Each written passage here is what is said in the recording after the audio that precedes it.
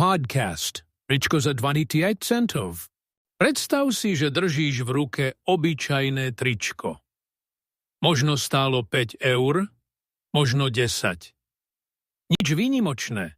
Jednoduchý kúsok oblečenia, ktorý si kúpiš bez rozmýšľania. Ale teraz si predstav, že za tým tričkom je príbeh. A ten príbeh nezačína v obchode. Začína niekde úplne inde. V obrovskej hale na okraji čínskeho mesta je 6 ráno. Vzduch je hustý, stroje hučia a ľudia už sedia pri šijacích strojoch. Medzi nimi aj mladá žena, hovoríme jej May. May má 23 rokov. Každý deň pracuje 12 hodín. Jej úlohou je šiť rukávy. Len rukávy. Stovky, tisíce rukávov denne. Za jeden kus dostane pár centov. Za celé tričko možno 25. A teraz si predstav tú zvláštnu matematiku. Tričko, ktoré May vyrobí za 25 centov, sa o pár týždňov objaví na stránke veľkej firmy.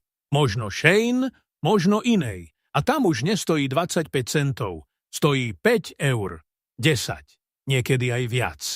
Ako je to možné?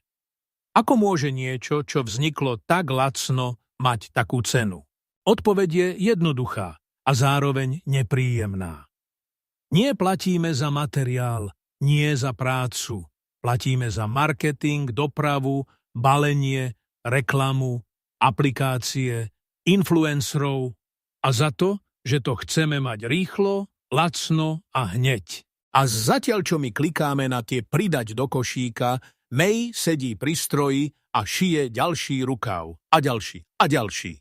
Nie preto, že by chcela, ale preto, že musí. Toto nie je príbeh o jednom tričku. Toto je príbeh o celom svete, ktorý si zvykol na lacné veci.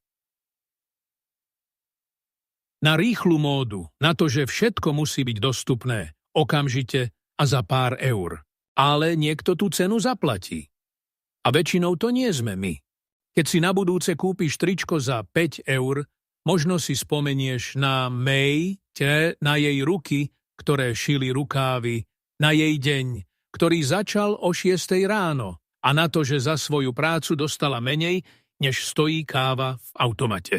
A možno si položíš otázku, koľko naozaj stojí lacné tričko.